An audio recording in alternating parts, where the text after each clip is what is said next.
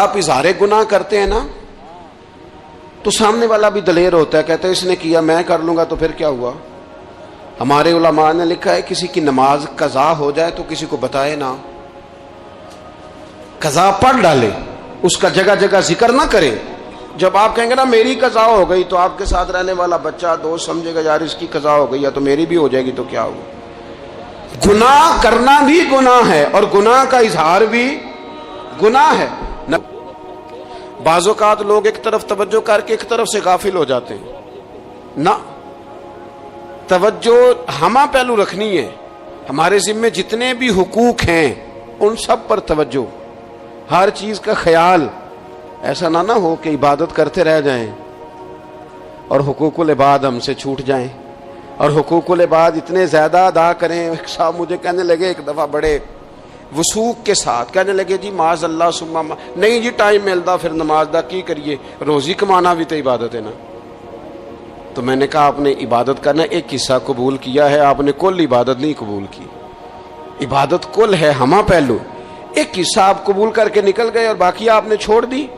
تو کسی ایک طرف سے بھی غافل نہیں ہونا، جتنی ذمہ داریاں ہیں جتنی ڈیوٹیاں ہیں ان سب کا خیال۔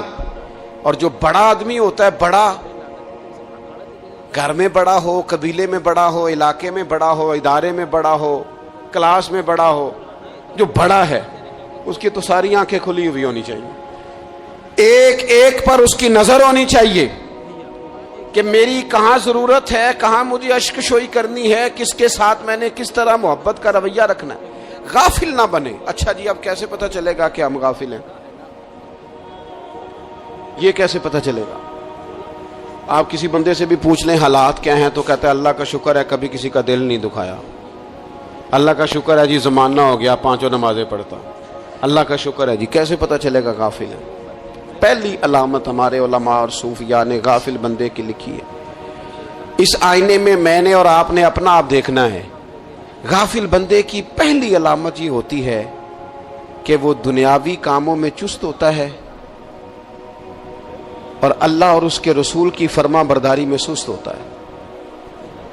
یعنی نماز کے وقت تو اسے نیند ستاتی ہے، پریشانی ہوتی ہے، لیکن اگر کسی جگہ مال مل رہا ہو، پیسے مل رہے ہوں، وہاں جانا ہو تو پھر اسے کوئی چیز بھی تنگ نہیں کر۔ دنیاوی کاموں میں چست ہوگا، یعنی ٹی وی کے آگے، موبائل کے آگے وہ گھنٹوں بیٹھا ہوا ہے، اور اگر اسے 25 منٹ قرآن پاک سننا پڑ جائے، اگر اسے 20 منٹ دینی محفل میں بیٹھنا پڑ جائے، اگر اسے کہا جائے کہ تو 20 رکعت نماز نفل ادا کر، دنیاوی کاموں میں چست ہے، دینی کاموں میں، یہ غفلت کی پہلی علامت۔ پھر ذاتی معاملات پہ پیسہ خرچ کرنا ہو تو ڈھیر سارا ہے، کسی غریب کی مدد کرنی ہو تو۔ وہ ہمارے ایک دوست ہیں، وہ اکثر کہا کرتے ہیں، وہ کہتے ہیں آج کل کسی سے کہنا فلائی کام میں، دینی کام میں، کسی کی مدد میں کچھ 4 پیسے خرچ کرنے ہیں تو لوگ کہتے ہیں ہاتھ تنگ ہے۔ ہاں کوئی سستا پلاٹ ملتا ہو نا، اور اگر یہ سمجھ آ جائے کہ وہ مجبور ہے بیچارہ بیچنے والا، تو پھر کہتے ہیں میں 2-3 دوستوں کو پھاڑ لے سن۔ ذاتی کاموں میں جب بندہ چست ہو اور دینی کاموں میں سست ہو تو مطلب یہ ہے کہ بندہ غافل ہے، پہلی علامت غفلت کی۔ اور غفلت کی دوسری نشانی یہ ہے کہ انسان گناہ کے کاموں کو معمولی سمجھنے لگ جاتا ہے، یہ غافل بندے کی نشانی ہے، گناہ کو معمولی سمجھتا ہے، چھوٹا سمجھتا ہے۔ آج کل لوگ کہتے نہیں میں کو اکیلا کر رہا ہوں، ساری دنیا ہی کرتی ہے۔ اور جناب کیا ہو گیا اگر یہ غلطی ہو گئی تو بندے سے ہو ہی جاتا ہے۔ گناہ کو معمولی سمجھنا، چھوٹا سمجھنا اور کہنا پھر کیا ہو گیا ہے، انسان سے غلطی ہو جاتی ہے۔ آپ دیکھ لیں کہ سینکڑوں بیسیوں گناہوں کا بوجھ ہمارے سروں پہ ہوتا ہے، لیکن کوئی ہمارا دبدبہ ہے، کوئی ہماری گفتگو ہے، کوئی ہمارے جملوں میں خود پسندی ہے، کوئی ریاکاری ہے، کوئی تصنع ہے۔ یہ غافل بندے کی علامت ہے۔ نبی اکرم صلی اللہ تعالی علیہ وآلہ وسلم نے فرمایا مومن اپنے گناہوں کو پہاڑ کی طرح سمجھتا ہے، یہ بخاری میں حدیث ہے۔ مومن پہاڑ کی طرح جانتا ہے اور وہ ڈرتا ہے کہ کہیں وہ پہاڑ اس کے اوپر گر نہ جائے، یعنی کہیں مجھے میرے گناہ کی سزا نہ مل جائے۔ چھوٹے گناہ کو بھی پہاڑ جانتا ہے، یار مجھ سے غلطی ہو گئی، مجھے ٹھیک کر لینی چاہیے، مجھے معافی لے لینی چاہیے۔ مجھے توبہ کر لینی چاہیے. مومن اپنے اوپر گناہ کو پہاڑ کی جانب سمجھتا ہے. اور حضور علیہ الصلوۃ والسلام فرماتے ہیں کہ یہ جو فاسق اور فاجر ہوتا ہے نا، اللہ کا نافرمان، یہ گناہ کو مکھی کی طرح سمجھتا ہے. یہ سمجھتا ہے میں نے اشارہ کرنا ہے، مکھی نے اڑ جانا ہے.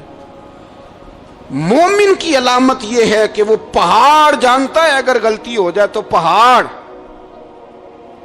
امام اعظم ابو حنیفہ رحمۃ اللہ علیہ گزر رہے تھے تو بارش ہو گئی تھی اور کوفہ میں کیچڑ تھا، تو آپ نے جو جوتے پہنے ہوئے تھے ان جوتوں سے چلتے ہوئے نا آپ کے پاؤں سے کچھ مٹی اڑی، تو سامنے ایک یہودی تھا. اب اس زمانے میں دیواریں کچی ہوتی تھی، اس کے دیوار پر جا کے وہ مٹی جو تھی وہ لگ گئی. اب امام صاحب بڑے پریشان ہوئے کہ میں نے اس کی دیوار کو آلودہ کر دیا. یہاں تو لوگ اپنی اینٹیں رکھتے رکھتے کئیوں کی دیواریں توڑ ہی دیتے ہیں، اور پھر وہ اس پر ماننے کو بھی تیار نہیں ہوتے، تسلیم کرنے کو بھی تیار نہیں ہوتے. وہ کہتے ہیں پھر کیا ہو گیا، اب ہمارا یہاں گھر ہے تو ہم نے ٹرالی منگوانی نہیں تھی، ہمارا حق بنتا تھا. امام صاحب کے پیروں سے ذرا کیچڑ اڑا، یہودی کی دیوار پہ لگا، اس کی کچی دیوار تھی. امام صاحب پریشان ہو گئے، سوچنے لگے کہ اگر میں دیوار سے یہ کیچڑ اتارتا نہیں تو یہ بھی زیادتی ہے، میں نے اس کی دیوار کو گدلا کر دیا، اور اگر میں اتارتا ہوں تو کچھ مٹی اس کی دیوار کی بھی اتر جائے گی، کچی دیوار ہے، یہ بھی زیادتی ہے. مومن گناہ کو پہاڑ کی طرح سمجھتا ہے کہ کہیں گر نہ جائے، اس کی بھی کہیں سزا نہ مل جائے. امام صاحب نے اس کے دروازے پہ دستک دی، وہ باہر آیا تو اتفاق سے وہ آپ کا مقروض بھی تھا، اس نے پیسے دینے تھے. باہر نکلتے ہی کہنے لگا اوہ آپ تو قرض لینے آ گئے، میرے پاس تو ابھی گنجائش نہیں ادا کرنے کی. تو امام صاحب کہنے لگے تو قرض چھوڑ، وہ میں نے معاف کیا، میرے سے ایک غلطی ہو گئی ہے. میں آ رہا تھا، لکڑی کے جوتے اس زمانے میں کھڑاؤں لوگوں نے پہنے ہوتے تھے، کہا وہ میرے پیروں سے ذرا کیچڑ اڑا ہے، تیری دیوار پہ لگ گیا ہے.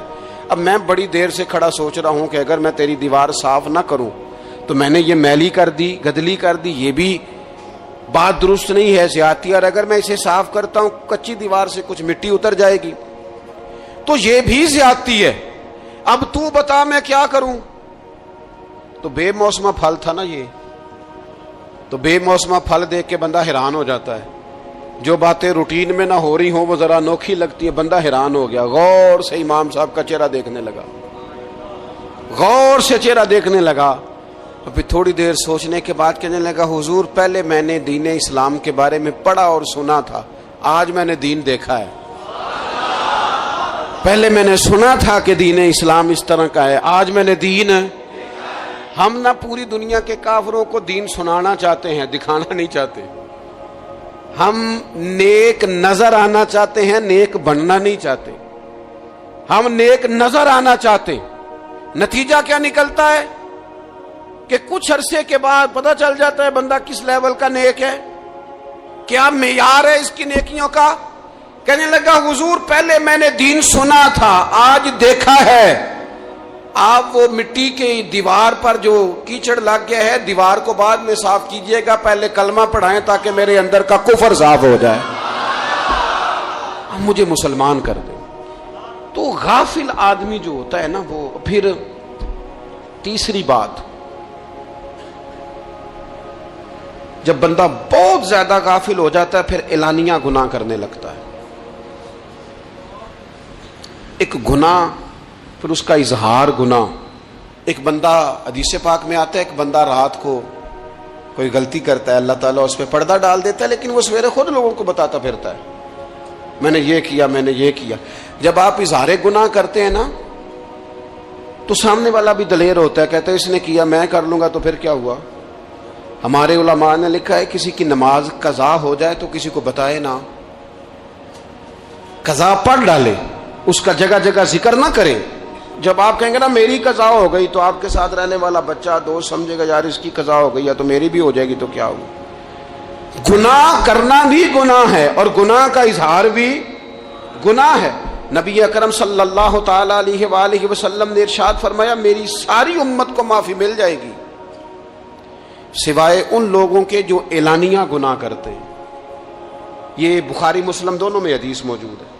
جو اعلانیہ گناہ، جنہوں نے خود ساری دنیا کو گواہ بنا لیا میں نے یہ بھی جرم کیا، یہ بھی کیا، یہ بھی کیا، یہ بھی کیا، خود انہوں نے لوگوں کے. بہت بڑے غافل آدمی کی علامت ہے کہ گناہ کرے اور پھر اوپر سے اعلانیہ گناہ کرے، اتنا بڑا جرم کرے۔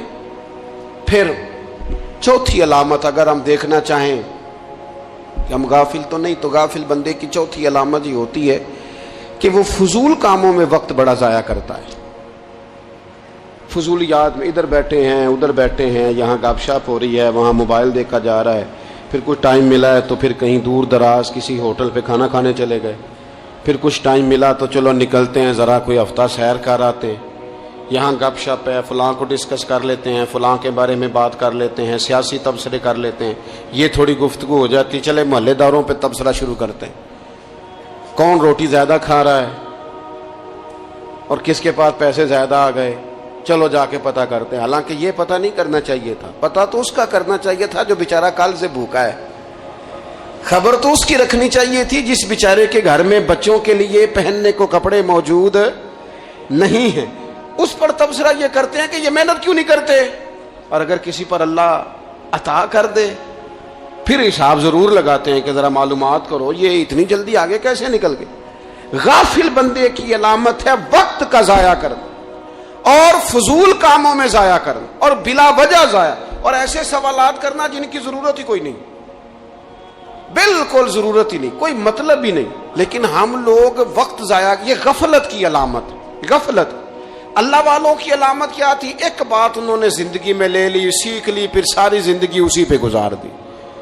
ان کا ارادہ تھا نا کشکول سیدھا کیا۔ کچھ لوگ ساری زندگی لیکچر قبول لے لے کے سن کے پھر بھی سمجھنے کو تیار، یہ غافل دل کی علامت ہے۔ اس لیے نبی پاک صلی اللہ تعالی علیہ وسلم نے فرمایا دو نعمتیں ایسی ہیں جن میں اکثر لوگ غفلت میں ہیں، ایک صحت اور دوسری فراغت۔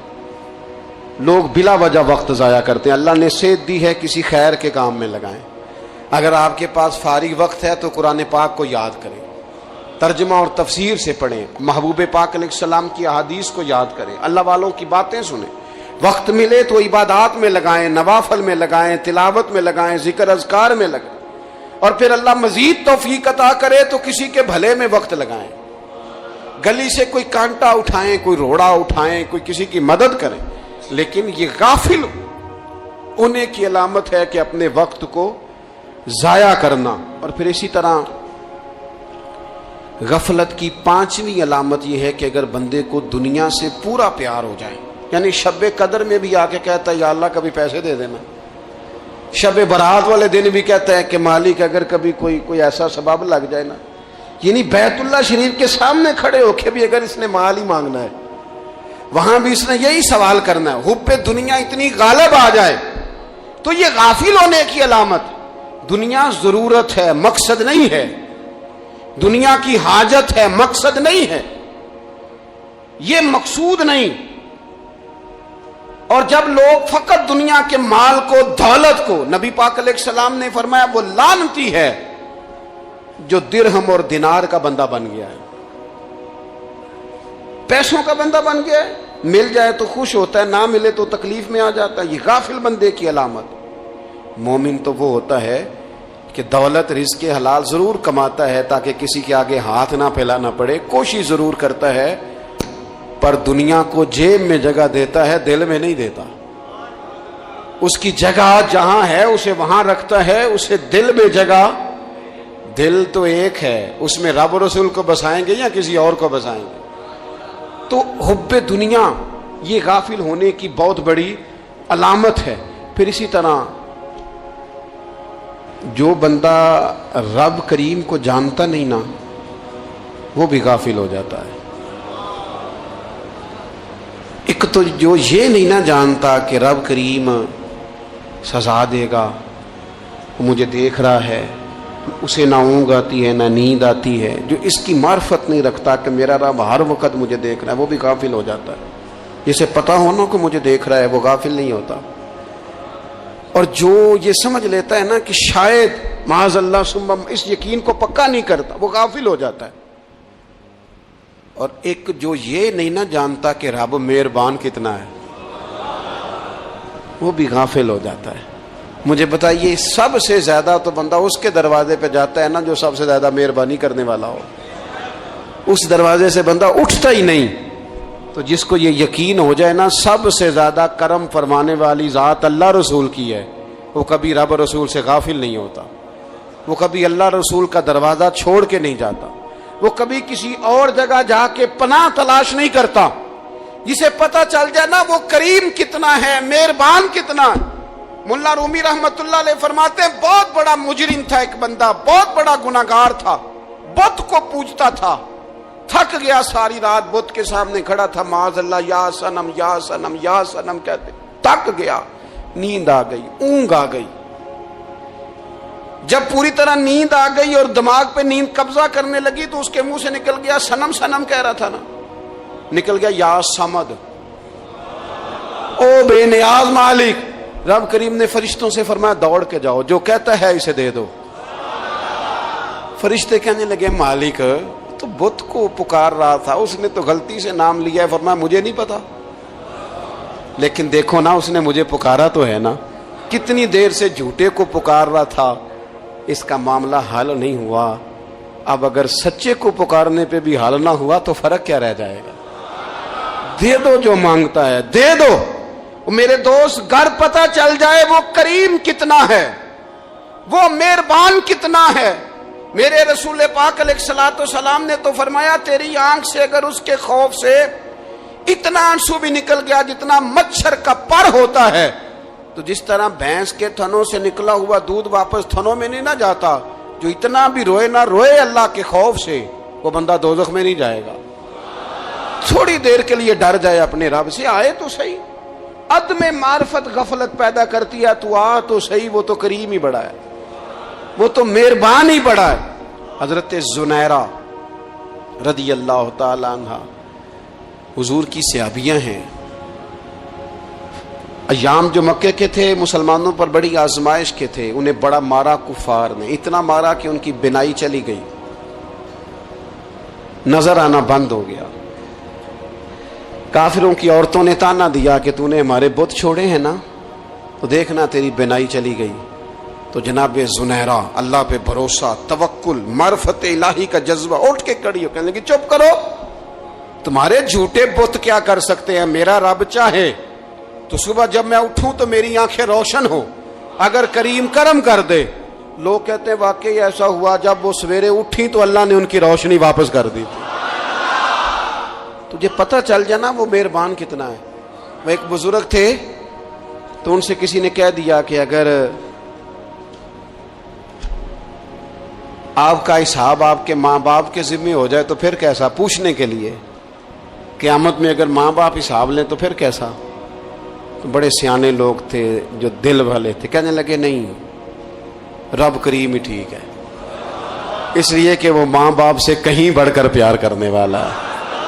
اگر یہ معرفت مل جائے وہ کریم کتنا ہے، اور جب بندہ پوری طرح اس کی بارگاہ میں آ کے تڑپ جاتا ہے نا، مولا میں جاؤں کدھر، تیرا دروازہ چھوڑ کے جاؤں کدھر۔ اقبال کہتے ہیں وہ ایک سجدہ جسے تو گراں سمجھتا ہے، 1000 سجدوں سے دیتا ہے آدمی کو نجات۔ تجھے جگہ جگہ جھکنا نہیں پڑے گا اگر تو صحیح معنوں میں اپنے رب کی بارگاہ میں جھک جائے۔ تو میرے عزیز کوشش کرے کہ اس کی معرفت، اس کا کرم، اس کی عطا اور اللہ تبارک و تعالیٰ کے حاضر و ناظر ہونے پر عین الیقین، حق الیقین حاصل کریں۔ اور پھر